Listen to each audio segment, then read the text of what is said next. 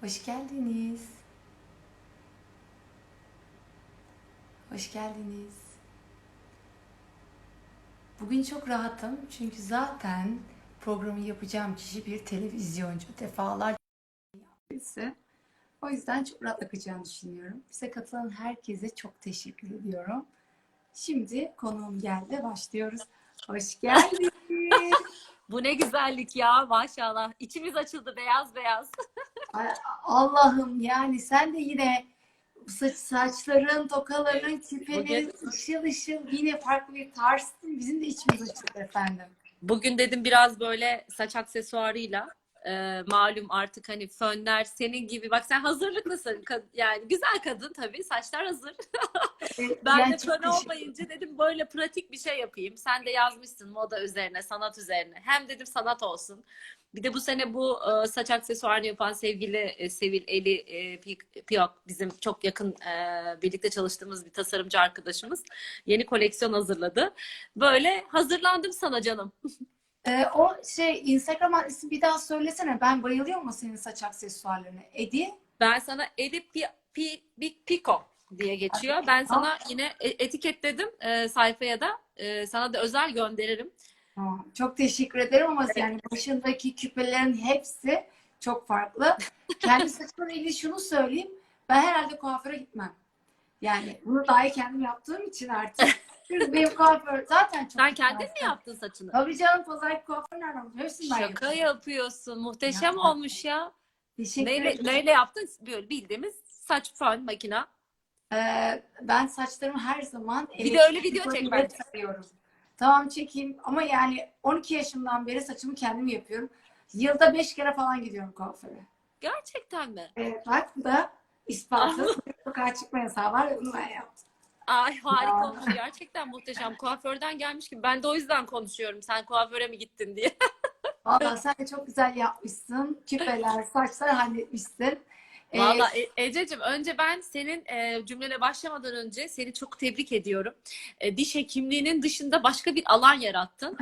Muhteşem bir konukları ağırladın. Hani zaten hastaların ve arkadaşların çoğu ama onların böyle bir şey kabul etmesi, ciddi anlamda rakamlar, ciddi bir izlenirlik, görüntülenme. Muhteşem. Bence bir televizyona, medyaya doğru kaysan mı acaba? Ay çok çok teşekkür ederim. Sağ ol. Gerçekten ben de çok eğlendim. Ve yani 15 yılda çok insan biriktirmişim. Hı hı. Ve hepsi de kabul etti. Benim de çok hoşuma gitti. Çok eğlendim gerçekten. Süper.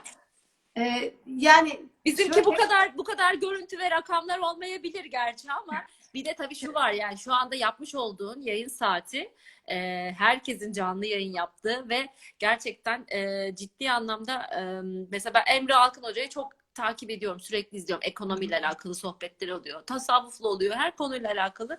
2 üç tane böyle insan var. İşte Metin Aray'ı takip ediyorum. Seni sürekli takip ettiklerin vardır muhakkak ama sonra sen tabii bunu kaydettiğin için ana sayfanda da paylaşıyorsun. Muhteşem bir anı. Çok güzel bir fikir oldu. Ben seni tebrik ediyorum öncelikle böyle bir şey yaptığın için. çok çok teşekkür ederim. Ben bugün programa başlarken şey dedim zaten. Hani yılların televizyoncusuyla program yaptığım için hiç heyecan yapmama gerek yok. Zaten Hacan programı alır götürür dedi. Biraz önce hani televizyonda bir şey yapmasın derken şunu söylemek istedim. Bir gün seninle bir şey yapacak olursak kesinlikle yaparım Hacer'cığım. Evet, zaten bunu Sen biraz olursan yap. konuşuyoruz. Evet, Ben sen de seninle olursan her yap. şeyi yaparım arkadaşım.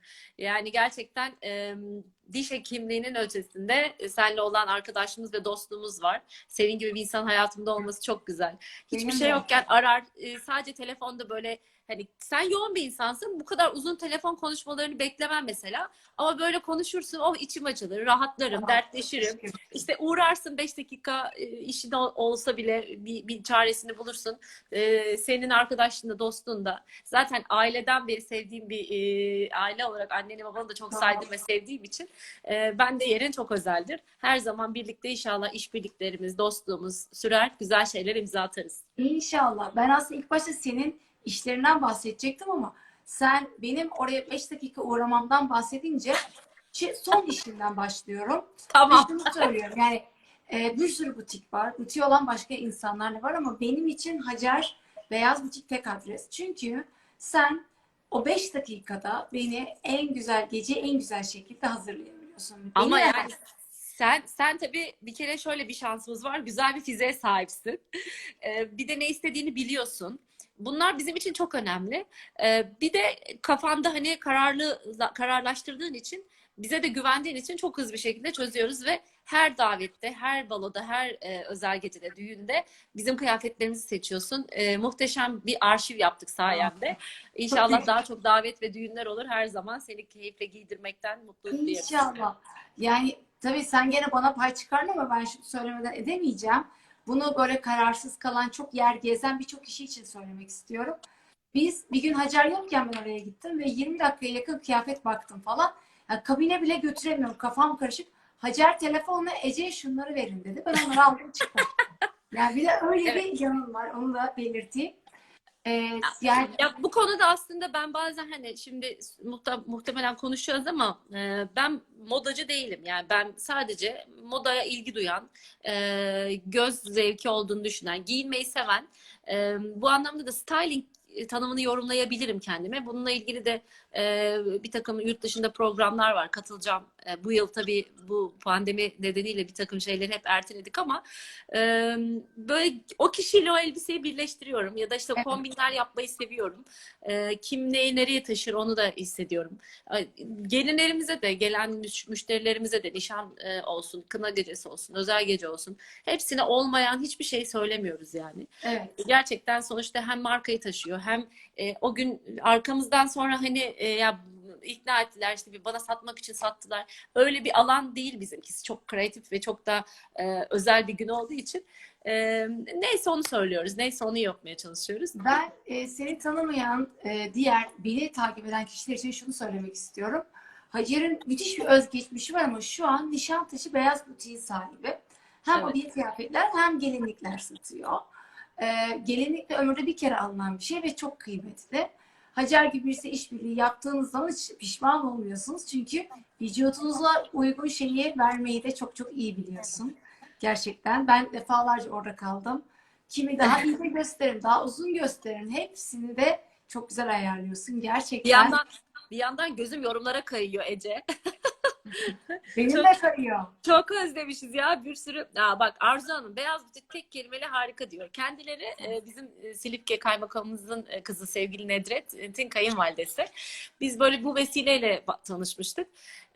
Ya bazen bazı gelinler oluyor ki ya öncelikle şunu söyleyeyim hani Beyaz Butik'ten başladık ama hiçbir gelin hiçbir zaman böyle hani çirkin bir gelin görmemişimdir. Bütün Evet. gelinler güzeldir gerçekten. Ama tabii içlerinde böyle bazen bakıyoruz ya ne kadar duru, ne kadar naif dediğimiz. İşte fotoğraflar geliyor, görüyoruz. İster istemez bazen bazı gelinlikler diyoruz ki bunun için yaratılmış.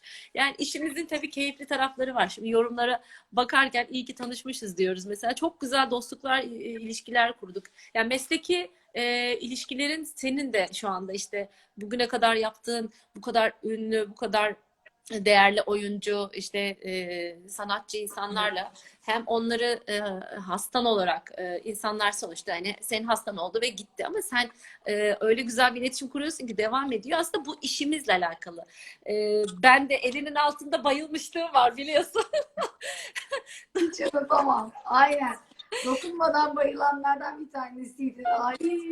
Ya Yani böyle çok çok insanlarla ikimiz de iş vasıtasıyla sosyal çevresini genişletebilen kişileriz. Sen de ben de. hayır ya Yani şunu demek alıp istiyorum. gitmiyor, Aslında ben de sen de iş yaptır gitmiyor. Hayatımda benimle olmaya devam ediyorlar. Senin de öyle. Senin bayılman gibi bizim koltukta daha anlatırken bayılan bir sürü insan var. O insanla ayıltırken bambaşka bir iletişim kuruyorsun aslında. O sonrasında devam ettirmek istersen de güzel bir şekilde devam ediyor. yani şunu demek istiyorum.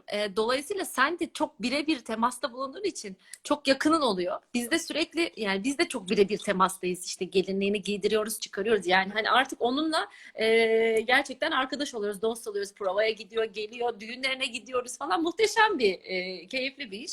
Ya ben tabii böyle düğünle alakalı hayatımda galiba bir nasıl diyeyim bir sihir var. Konservatuvarda okurken düğün orkestramız vardı. Sonra düğün organizasyon şirketi kurdum Gaziantep'teyken. Ben de onları O, okuyacağım. Şimdi özet geçecektim ama şimdi de böyle tamamen hayal satmaktan somut bir şeye geçelim dedik ve işte Türkiye'nin çok sayılı nadir markalarından 21 yıllık bir markayı 3 yıl önce devraldık. Ve işte şimdi keyifle devam ediyoruz, gidiyoruz. Senin sorularını sormayacağım, bekliyorum. Eksik kalmasın. Sen ilk biz seni, ben aslında seni ilk sen şarkı söylerken tanıyordum konservatuvardayken. Ama Türkiye seni BBG Hacer olarak tanıdı ve sen çok ufacık bir farkla ikinci oldun ama Evet. her gece insanlar ceplerinden para vererek sana tık tık tık kontur attılar. Yani ülkede Evet. kaç bin Onun hesabını çok birinci soruyorlar. olmanı istedi. Ne yapıyorlar? Onun hesabını şöyle soruyorlar. Biz sana çok oy vermiştik diyorlar. Ben de diyorum ki ya Allah razı olsun biraz daha verseydiniz %1'le kaçırdım falan diyorum. Ya gerçekten Keyifli bir BBG'nin deneyimdi. yapımcısı kimdi bu arada? Hatırlıyor Ya musun? şöyle BBG Türkiye'deki ilk reality show'du. İşte bizim programın sunucusu Acun'du. Öykü'ydü. Ondan sonra programın yapımcıları da Levent Altınay, Senkron TV'ydi ve Show TV'de başlamıştı. Ben tabii o zaman Tarık örneği vardı. Tarık gitar çalıp şarkı söylüyordu. Ben de o dönemde konservatuvarda okuyan bir öğrenciyim. Her öğrencinin hayali bir albüm yapmak, İstanbul'a gelmek, Unkapanı'na gitmek ama hani bir de böyle korkan da bir tarafım vardır. Hem cesurumdur ama bir yandan da böyle kendimi korumayı severim daha doğrusu.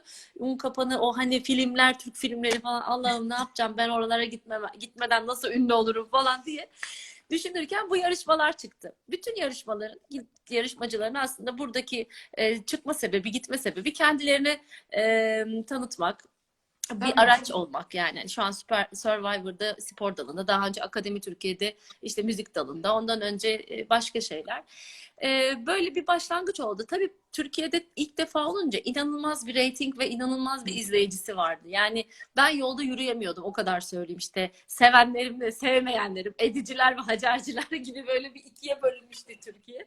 Hatta Ece Temel Kur'an o zaman şöyle bir yazı yazmıştı. Yani bir kadın işte diyorsunuz bu kadın ne yaptı ki bu kadar büyütüyorsunuz diye. Haklı aslında yani sadece bir karakter yarışması aslında baktığımda ben yeteneğimle girmek üzere aday oldum. Ama ben de güçlü bir karakter sergileyince sonuna kadar kaldım. Edi'ye karşı direnen bir kız. Sen çok her zaman sevimli, iletişimlisin. Bir de duygularını rahat açıklayabilen bir tipsin. Mesela ben senin sosyal medyada da bir şeye kızdığında da çok güzel söylüyorsun. Geçen gün işveren olarak kızmışsın. Gene harika fotoğraf Evet. koymuşsun. Demek ki Aynen. bundan 15 sene önce de böyleydi. Yani duyguları Doğal. güzel ifade edebilmek insanlara yakın geliyor. Bu da seni yukarıya taşıyan bir şeydi yani. Acun'un böyle bir sözü var. Ben kulak misafiri olmuştum. Biz işte dağa çıktık sonraki yarışmanın sonrasında. Acun dedi ki yani Hacer neden bu kadar çok sevildi? Neden bu kadar çok izlenildi? Bu kadar hayranı var. Hani İstanbul'da yaşamamış, Gaziantep'ten, üniversiteden gelmiş. Bu kadar nasıl güçlü olabildi diye. Bunun tek bir sebebi var. Doğal ve samimi olması dedi. Evet. Zaten ekran böyle bir şeydir yani gerçekseniz, doğalsanız onu geçiriyorsunuz karşıya ve insanlar seni tutuyor. Halk izleyen tabii orada benim hala görüştüğüm hayranlarım, izleyicilerim var. Kiminin kızı oldum, kiminin işte anneannenin torunu oldum, işte birinin ölen evladının yerine koyup bana onun gitarını getirdiğini biliyorum. Levent Beyler şu an kulakları çınlasın. Bir sürü böyle anılarım oldu. Taksiyle bizi bekleyenler, kızım üzülme yanındayız diyenler, işte fitnecilik yapanlar. Ya aslında BBG hayatın tam da gerçeğiydi yani. Düşünsene kameralar içerisinde izleniyorsun ve herkes seni her halini biliyor. Ve onların içinden birisin aslında. Hayatta da böyleyiz aslında. Yani konuştuğumuz her şey şu an kayıt altında. Ama artık BBG şu an yerini Instagram'a aldı. Sosyal medyaya aldı. Herkes bir şekilde Ama birbirini orada izliyor ve canın gözetliyor. istediğini gösteriyorsun. Yani BBG özellikle senin kadar genç yaşta yarışmaya girmek çok büyük cesaret ya. Tabii ben Saatlerce 19 binlerce yaşındaydım. sahnedesin. İnanılmaz bir şey. Ama yani öyle bir müzik sevdası var ki aslında o da push ediyor. Yani o diyor ki gir buraya çünkü başka şey yok. Ve Tabii. ondan sonra sen albüm yaptın, albüm patladı zaten. İkisi birbirini Evet, destekliyor. erkekler Evet bizi böyle yani bir o zamanlar alttan öyle bir istek olmasa gerçekten zor bir şey ya bir programa gireyim 4 saat. Şu an böyle sen anlatırken canlandım tamam birinin kızı olmak falan güzel de ben bunun kadar 100 gün zor bir performans yok. Yani 100 gün konser karantina yapmışım Ece zaten. Deneyimliyim evet. bu konuda. 100 gün bir evde kaldım yani. Ama kalabalık bir evde kaldın. Bunda yani bayağı Tabii. biz 4 kişiyle geçiriyoruz karantinayı. Selim, Biz de böyle ben, Eliye el. Ha. Kim? Selim sen? Selim, Defne, ben bakıcı. Biz 4 Heh, kişiyle karantinayız. 4 kişisiniz. Sen tabii klinik falan kapalı değil mi? Gitmiyorsun haliyle sizin için şu anda. Acil hastamız olursa gittik bir iki defa. Onun Evet. dışında hala rutin çalışmaya başlamadık. Bu arada İşte annen galiba Sema ablacığıma buradan çok sevgi ve saygılarımı iletiyorum. Üniversiteli Kadınlar Derneği Başkanı iken Sema ablayla çok güzel çalışmalar yapmıştık ama onun öncesinde de benim için çok özeldir. Yani hani bizim Gaziantep'te şu an izleyenler varsa bilirler, dışarılı gelin versiyonlarını çok güzel temsil eden, Antep'i Antep'ten daha çok sahip çıkan kişiler vardı. Benim o dergi çıkardığım zamanlarda da röportaj yapmıştım Sema ablayla. Çok saygı duydum ve sevdiğim bir insandır. Ona buradan bütün sevgi ve saygılarımı iletiyorum. Eray abiye de tabii ki.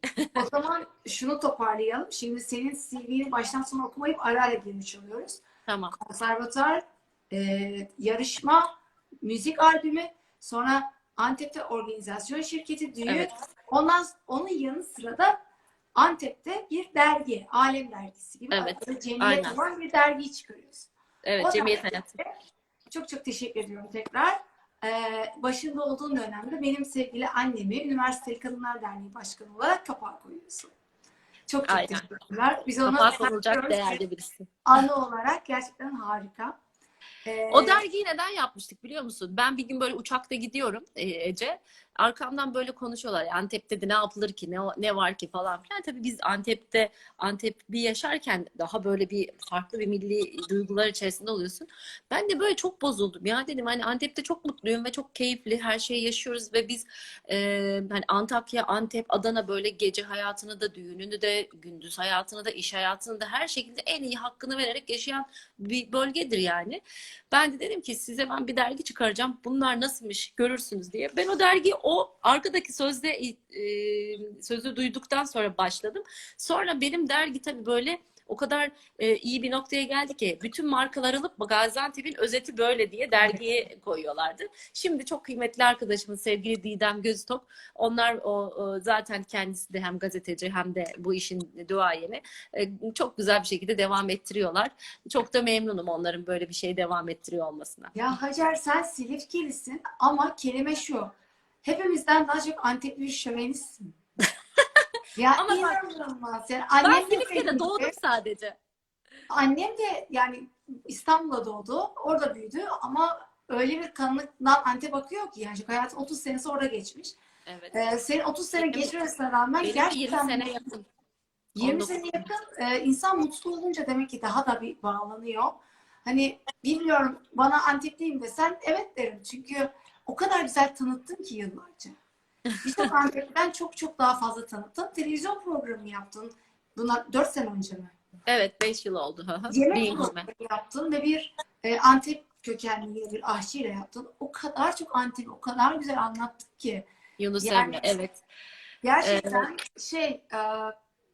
tam bir şövenizm. Ya İnanılmaz. aslında şöyle yani Gaziantep çok gerçekten özel bir yer. Ben Gaziantep'i bir ülke gibi görüyorum. Hatta yani şu an yaptığımız işten böyle bir Katar gibi görüyorum. Bir Dubai gibi görüyorum. Hijyenin, sanayinin, işte kültürün, tarihin altında bir Kurtuluş Savaşı mücadelesi var. Bir kere mücadeleci tarafları var. Onun altında bir villa kent var. Zengin bir kent yani. Zeugma dediğimiz bir antik kent var. O kadar üst üste katmanlarla oluşmuş bir şehir ki öyle bir enerji çıkıyor ki oradan patlamamak, girişimci olmamak mümkün değil. Benim Gaziantep'te en büyük edindiğim duygulardan ve deneyimlerden birisi girişimciliktir. Girişimci ruhum oradan gelmiştir. Çalışkanlık, yeme, içme, gastronomi yani o kadar çok şey kattık ki. Bir de tabii benim mesleki tarafımdan dolayı organizasyon şirketim olunca çok renkliydi. Ben hani belediye başkanımız Asım Bey'le de çalıştım. Sayın rektörümüz Profesör Doktor Yavuz Coşkun hocamla da çalıştım. Öyle olunca o dönemde Avrupa Birliği projeleri, delegasyonlar, yurt içi yurt dışından misafirler. Aslında Gaziantep'te değiliz ama Gaziantep gibiydik. Yani hep böyle dışarılı misafirlerimiz vardı, dışarıdan gelen. O yüzden orayı tanıtmak, orayı anlatmak çok böyle keyifli geçiyordu. O kadar çok zenginlikler var ki bitmiyordu, bir güne, 2 güne sığmıyordu o şehir. Ve yediriyorduk. En son anlaşmaları, baklavaları sunuyorduk. Kimse hiçbir şey yok diyemiyordu. Gidiyordu. Zaten artık kimse bir şey yok diyemiyor. Hemen antika biletler bitiyor. Şu an gurme turizmiyle var ama o gurme turizmi arasında Zevkma da geziliyor. Senin gibi birçok vatandaşımız sayesinde şehrimiz artık çok daha güzel tanınıyor bence. Evet. Orası öyle bir dönüm noktası oldu. Gaziantep hani benim okuduğum, gençliğimin, yaşadığımın, hayatımın çok önemli birikimlerimi edindiğim, tecrübe edindiğim bir yer. Sonrasında işte biraz da böyle İstanbul'a geçiş oldu televizyon programıyla beraber. Being Yani Gourmet'de işte gastronomi şimdi tarafı. yapamadım. Vatandaş dedim, sonra kelimeyi oturtturam. Hemşire desem bu defa Silifkeliler kızım. O bizden yazacaklar. Yani şöyle yapalım. Hacı Ya hem bizden hem sizden paylaşalım. Oldu mu sevgili Silifkeli arkadaşlarım? Bana DM atmayın o bizden diye. öyle mi diyorlar Silifkeliler? Ya vallahi şimdi Bizim Silifke'de, koşsan sonra Antep'te çok geliyor uzak. DM'leri.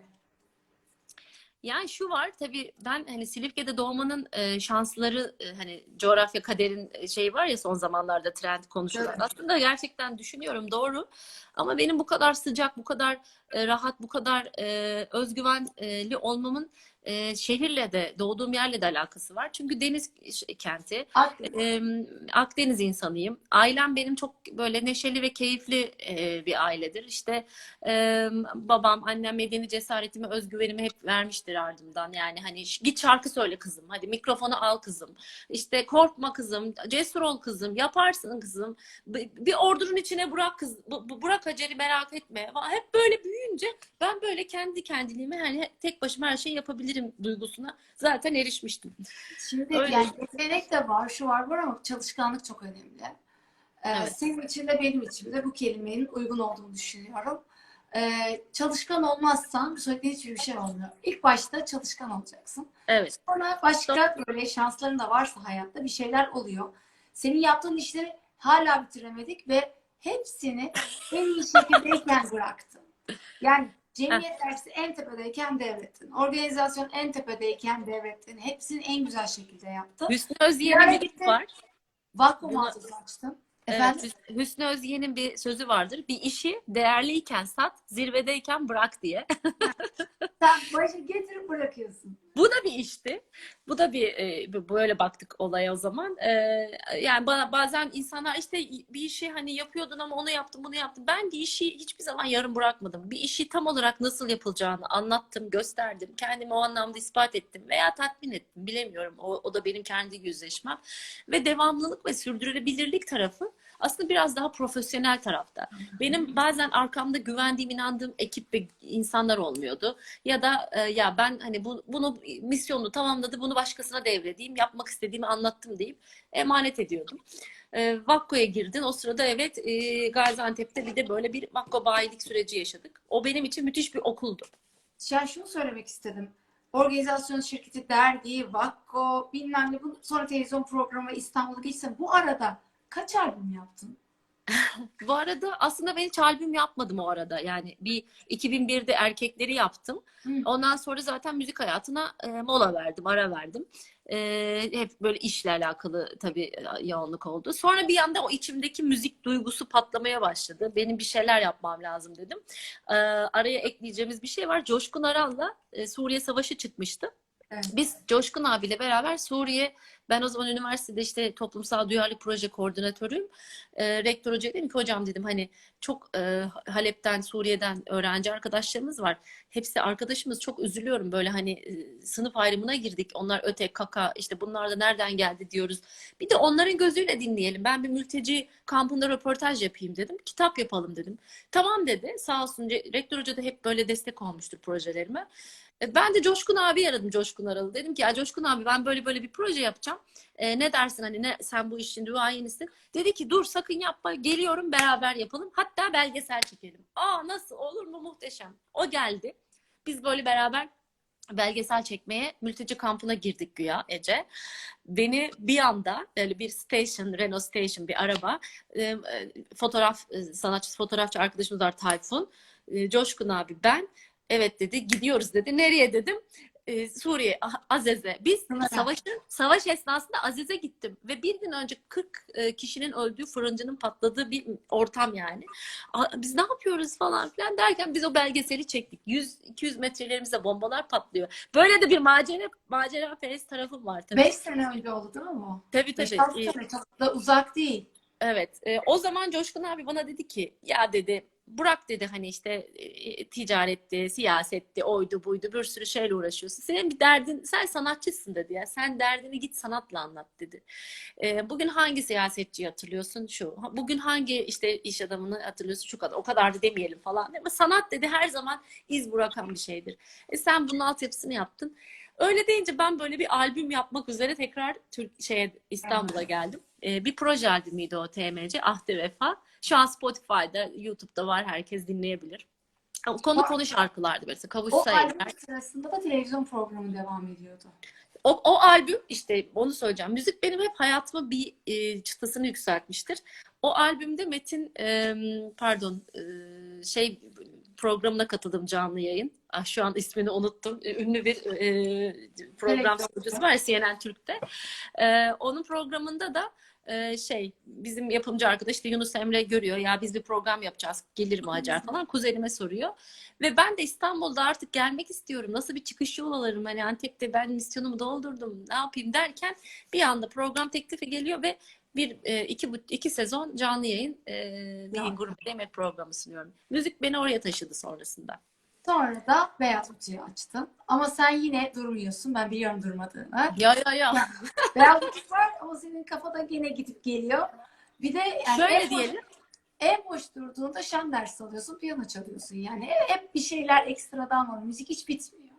Evet yani müzik bitemez çünkü benim geçen hafta çok güzel dinlediğim bir Leman Sam'ın kızı Şevval değil ama diğerinin ismini unutuyorum hep. Şöyle dedi yani müzik boğazdaki çakralardan çıkan o çakraları açan ve karşıya geçen duygu ve işte neşe ve hüznünün yarattığı alkıştan doğan bir güç. Biraz eklemeler yaptım kendi cümlelerimi de. Müzik bana, sahne bana hep güç verdi aslında. Sahnede olmak, sahnede ben üniversitedeyken de, organizasyon yaparken de yaklaşık 10 bin, 20 bine yakın öğrenciyi işte Emre, hiç unutmuyorum Emre, neydi pop sanatçısı? Emre Altuğ'un konseri. İnanılmaz kalabalık, ortalık yıkılıyor fakat trafikten gecikmiş. Ben sahnede o insanları şöyle geliyor. Sanki motivasyon konuşması yaparak durdurabildiğimi gördü ve rektör hoca dedi ki yani sen kesinlikle seni takdir ediyorum. Cami imamı da olursun, işte sahnede şu da olursun, bu da olursun. Hani sen eline mikrofon verilen hepsi çok iyi yaparsın. Böylelikle ben seni sahnede izleme şansına edilmiş birisiyim. Hala aklımda. Televizyon programlarımızda gördüm. Gerçekten nabız tutup olayı kontrol altına almayı çok güzel beceriyorsun. ya o akışı iyi tutman lazım, dağılmaman lazım. İnsanların sohbetinde senin içine girmesi lazım. Orada orayı ya da insanlar ne duymak ister? Ben orada olsam nasıl coşarım? Biraz böyle şeyimdi yani hep böyle şov tarafım vardı benim yani çocukluğumdan beri. Müsamereler, işte sahne hayatı böyle. Sahne aslında çok büyük bir nasıl diyeyim yani liderlerin sahnede olduğu, işte konuşmacıların sahnede olduğu, şarkıcıların, sanatçıların sahnede olduğu bir platform. Herkes sahneye çıkamaz. Bazen bu arada ben konuşurken sesimin titrediği olur böyle hitap ettiğim zamanlar. Bazen olmaz. Hani konuşma başka ama şarkı söylemede çok muhteşemimdir yani. Sahnede hiç gözüm kapalı. O güzel yani. Muhteşem, sen bir tane şarkı söylesene. Muhteşem olduğunu biliyorsa bir muhteşem şarkılarından söylesene. Ya sana ben normalde gitar çalayım diye söylemiştim ama bugün öyle bir şey olmadı. Unutmuşum, atölyede kaldı. Ne söyleyeyim bilmiyorum. Onu söyleyecekmişim. Ben şarkı söyleyeceğiz dedim. Unuttum, bir hazırlık yapmadım dedim. Tamam, gitar olmasın. Peki. Kulak sesin de harika. Yo çıplak sesle söylerim. Şarkı söylemeye nazlanmam hiçbir zaman. Böyle bir şey oldum. Ne söyleyeyim diye düşündüm. Yani bana albümünü göndermiştin Ahde Vefa'yı. Bence harika bir şarkılardı. Evet. O şey Albümden değil de söylemiştim. insanların bildiği bir şey söylemiş olayım O diye zaman sen düşündüm. seç. Evet, ben seçeyim. Evet, canlı canlı şu an herkes evet katılmış durumda. Şarkıları söylemeye hazırız. Yorumlardan da hepinize teşekkür ediyoruz. İsim isim sayamıyorum. Belki bir şarkının her sesinde, belki bir sahil meyhanesinde, belki de içtiğim sigaramın dumanısın. Bir yıldız gökte kayıp giderken, ıslak bir yolda yalnız yürürken, bambaşka şeyleri düşünürken aklımdasın. Of, geçmiş değil bugün gibi yaşıyorum hala seni. Sen hep benim yanımdasın. Of, gündüzümde gecemdesin. Çalınmasın, söylenmesin. Sen benim şarkılarımsın. Seninle başım dertte. La la la, ne yapsam bilmiyorum. La la la, canımdan bir parçasın. Oh, söküp atamıyorum. Bilmiyorum seninle raram, sonumuz ne olacak? Belki bu aşk ölümsüz, belki yarım kalacak. Her gün değişiyorsun, avutuyorsun beni. Bir bilmece gibisin. Çözemedim ben seni. Ah, seninle başım dertte. Ne yapsam bilmiyorum. Canımdan bir parçasın. Of, söküp atamıyorum. Hepinizi yerine alkışlıyorum. Ece sessiz mi söylüyordun? Ben de ses kıstın sandım ya. Eşlik etseydin. Şöyle bilerek etmedim, bir kişi kalmaz yayında. Yani nasıl ki sesim, hani hiçbir şekilde abartmıyorum. Biz Selim'le birbirimize 11 yıldır evliyiz. Bir kere de birbirimize şarkı söylemedik. Yani söylediğimizden birbirimizi susturuyoruz. O kadar. Ben böyle altıma yeter playback yaptım. Neyse, beni geçelim. Senin Hepimizin ayrı meziyetleri var.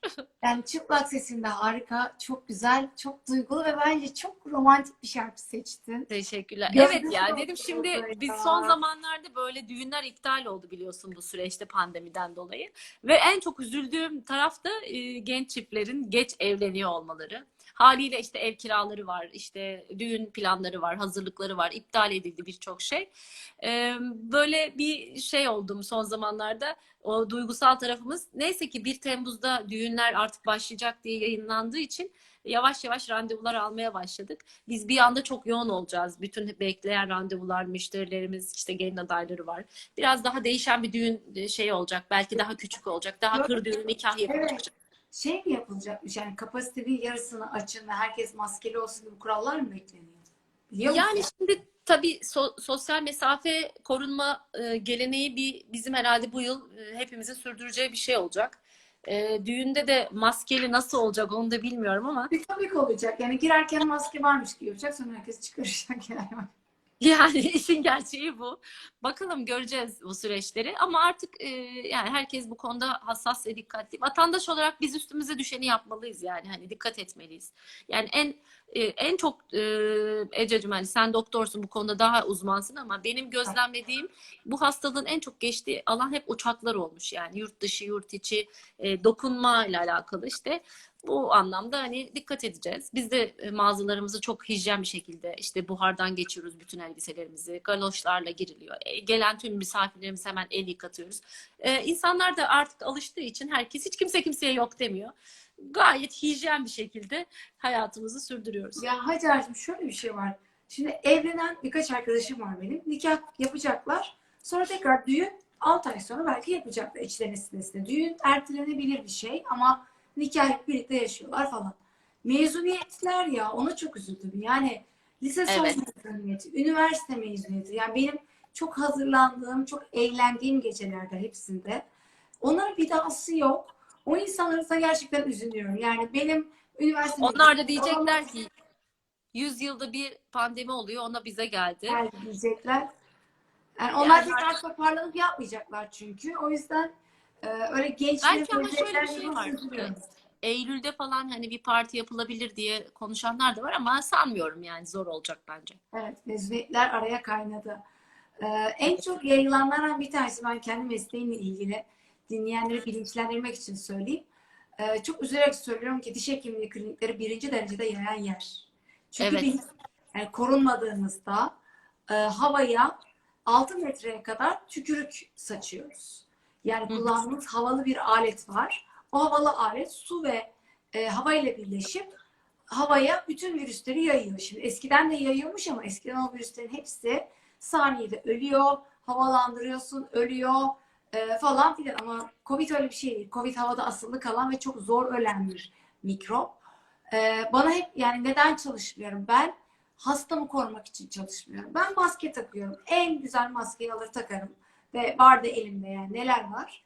Kendimi de korurum, personeli de. Ama o havada asılı kalandan sizin baktığınız hasta COVID'ini bilemezsiniz ve bir sonraki hastayı aldığınızda acaba o da temizlendi mi? Yani bir hastadan bir hastaya geçişi ne zaman engellemeyeceğime emin olursam o zaman eskisi gibi hasta bakacağım. Şu an 3 saatten fazla ara koyuyoruz. Hı hı. Üzerine camları açıyoruz ve mümkün olduğunca bakmamaya çalışıyoruz. Ama sen bizi biliyorsun ya, benim 3 tane odam var. Benimle birlikte çalışan bir sürü doktor var. Evet. Günde 40 hasta bakıyorduk klinikte. Böyle bir şey bir daha herhalde olamayacak. Evet, evet, yani işte hepimiz aslında şey oldu, bütün hayatımız, işlerimiz metrekareleri küçülterek, çalışanları azaltarak, evden çalışarak böyle hani bir düzen sistemine de geçildi.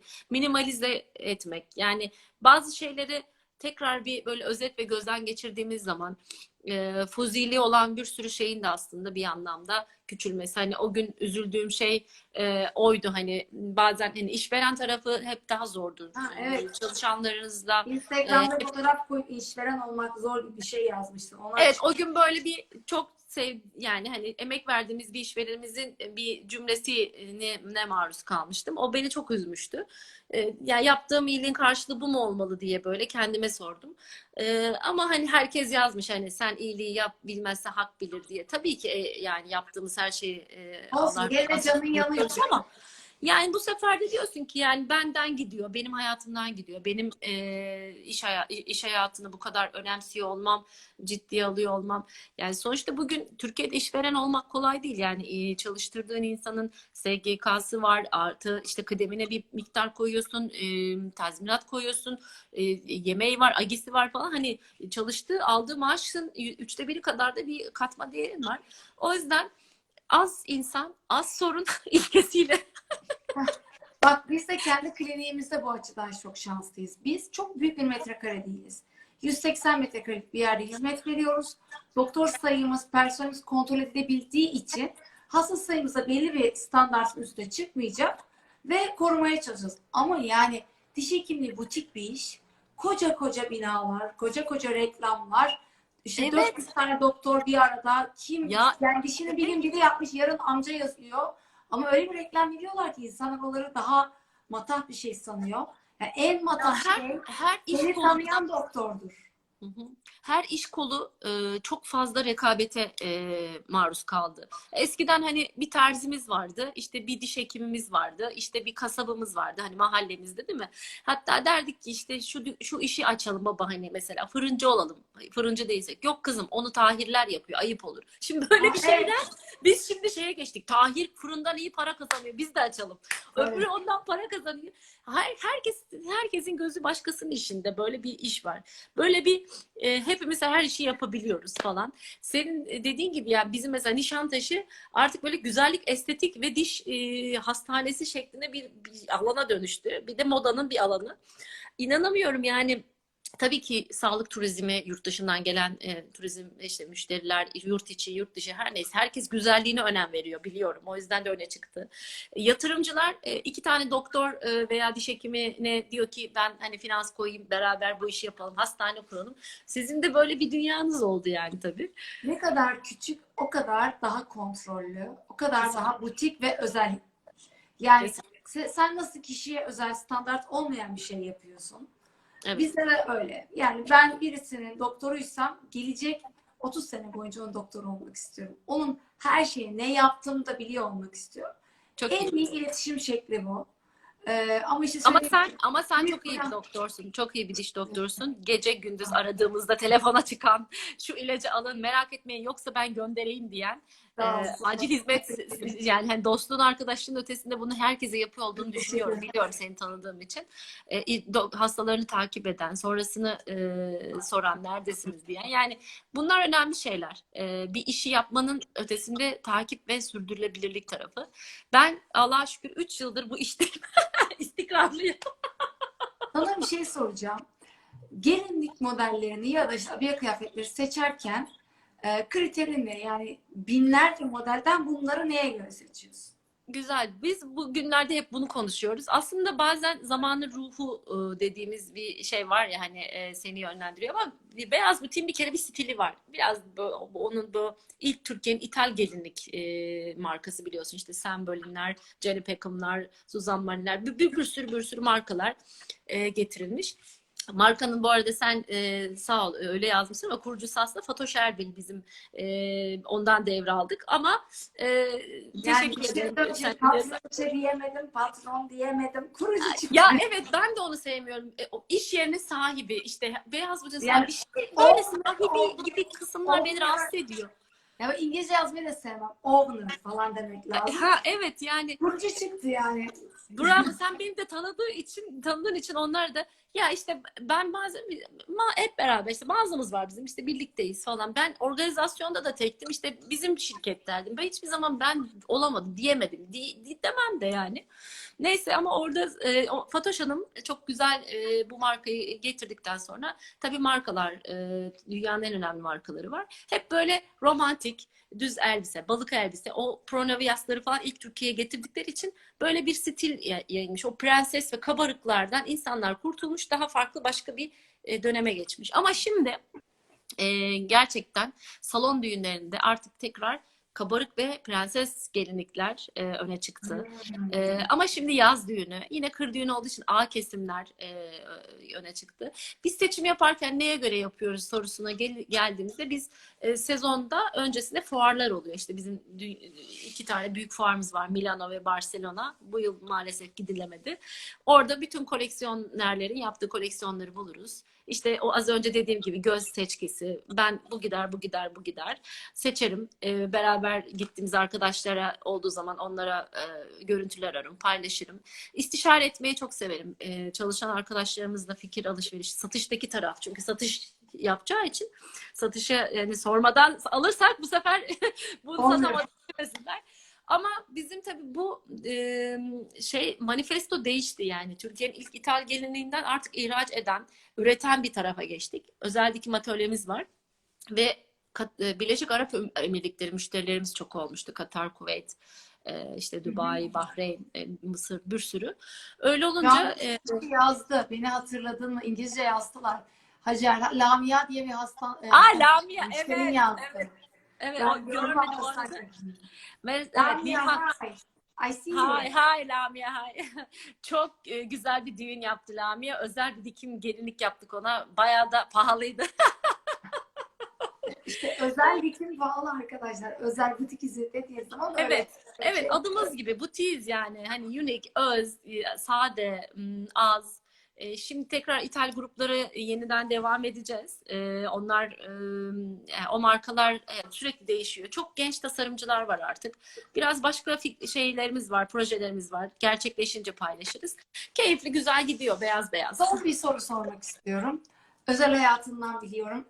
Yani bir giydiğini bir daha görmedim. İnanılmaz bir dolap. Bak zaten taşınırken buradan ona da selam söylüyorum. Sevgili Lale, yani kıyafet kolisi katlamaktan canım çıkıyor.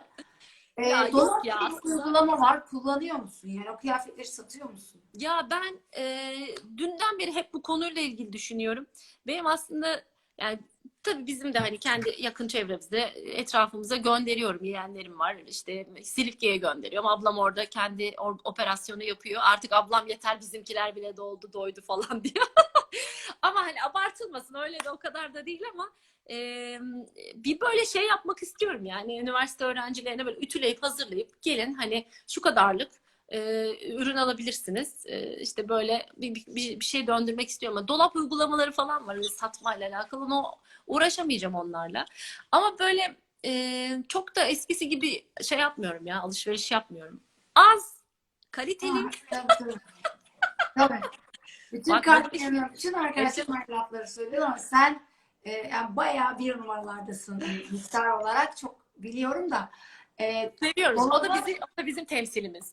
ben bile niyetlendim. Yani şimdi şöyle benim Duygu diye bir arkadaşım var böyle şey yapıyor. Dizilerde oyuncuların neler giyeceğine karar veriyor. Hatta ben onu da konuk Tabii. olarak almayı düşündüm. Styling o da. Duygu bana işte bu canlı yayınları yaptım tabii bütün oyuncuları tanıyor tabii. Ececiğim dedi biraz şey görmüyorsun. Yaşın büyük duruyor dedi şeylerde, programlarda. İşte ben size bir look yapacağım. Öyle bir şeyler yap dedi. Ben de yap bana look dedim. Benim takıları gösterdim ona. Hiçbirini beğenmedi ya. Ya diyor bunların hepsi eski moda. 3 aydır yeni alacağız. Hiç bana göre değil. Ondan sonra Herkesin bir stili var tabii. ay yok canım bana 3 ayda bir takı alır mıyım aşk olsun ya. İmkansız. Orayı anlamadım. Ne alır mıyız? 3 ayda bir takı falan almam ben yani. O zaman dedim ki yani bari şu dolap diye bir şey oraya bir şeyler koyayım satayım sonra gideyim yenisini alayım. Ya o kadar büyük bir iş hiçbir işin olmaması lazım onunla uğraşmak. Evet. Ona bir asistan tutacaksın. Ha yani Fotoğraf evet. çekecek sürekli ve satacak. O da zaten hani 100 lira diyorsun 50, 40, 30 falan filan. Bana ona O cevap bilene vereyim birine vereceksin. gitsin. Bu kadar diyeceksin. Ben de onun ne olduğunu anladım. Hani 3 yıldır heveslendiğim bir şey asla yapamayacağımı anlamış oldum. Bu arada Berker Büyük Güral sevgili doktor arkadaşımız. Berker'cim unuttun bizi sen ya. Sende nasıl durumlar? O da çok biliyorsun. Berker'i tanışıyor musunuz Ece? Evet. O Plastikçi. da Adana'dan Mustafa hocamızın öğrencilerinden ve benim çok yakın Plastikçi. arkadaşım. Plastik cerrah. Evet. Evet. Merhaba. Siz de bir gün tanıştırırız inşallah. Ben de bir sürü isim gördüm. Hep tanıdıklarımız buradaydı. Ama sohbetimiz o kadar güzel aktı ki e, herkese özel merhaba diyemedik. Lütfen kusura bakmayın. Evet, Ama evet. bizi sürekli izleyen, yayında kalan herkese çok çok teşekkür ediyoruz. Hacer'cim en başta sana çok teşekkür ediyorum. 47 dakikadır. Lafımı Olmuş mu o kadar? Hiç farkında harika değilim bir ya. sohbetti. Biraz sonra zaten otomatik kapanacak. Ama Tamam. kayıt silinmesin diye ben kapatıyorum ki kayıt Tamam. alabileyim. Süper. Ben teşekkür ediyorum. Bence dediğim gibi tekrar başa dönüyorum. Bu işi çok güzel yaptın, çok keyifli yaptın. Bu yayınladığın Instagram'a paylaşıyorsun ama bence YouTube kanalına da koy. Çok da Koyuyorum. güzel anılar oldu. Devamını da getirmeni temenni ediyorum. Hem ekrana yakışıyorsun, hem soruların içtenliğinle hepsi çok güzel. Teşekkür Nispetli ediyorum. Ders diye bir YouTube kanalımız var. Seni de oraya yarın ekleyeceğiz. Tamam. Onun dışında tekrar söylüyorum. Sen bir şey yaparsan seninle yaparım. Tamam. Biz zaten Memnuniyetle. seninle konuştuk. Çok yakında diyelim. Merak Tamam. edilsin. Hepinize sevgi ve saygılarımı sunuyorum. Hayırlı sahurlar olsun oruç tutanlara da buradan tekrar. Çok az kaldı Ramazan'ın bitimine de. İnşallah bayramda herkese buradan sevdiklerine uzakta da olsa, yakında da olsa bu şekilde ulaşmalarıyla şimdiden iyi bayramlar diliyorum. Öpüyorum. Sevgiler, saygılar. Ben de şimdi iyi bayramlar diyorum. Herkese öpüyorum. İyi geceler. Hoşça kalın. Hoşça kalın.